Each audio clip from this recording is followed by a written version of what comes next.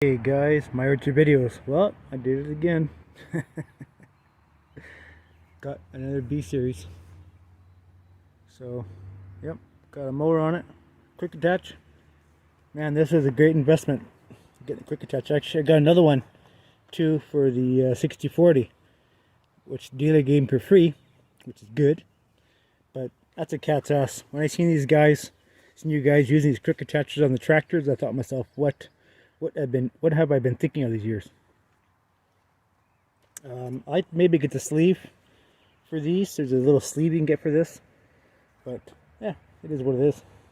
And I got a little 4-foot finishing mower. I was going to use my big one there, but I thought it'd be gonna be too hard on the tractor because it was only 18 horsepower on the PTO.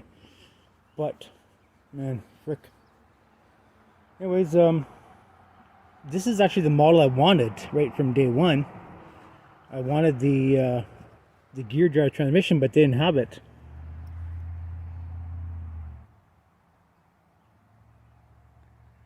So anyways, my camera's gonna run out. My battery's gonna run out here pretty soon. So as I do a little more review on it when I get this phone charged up. Alright.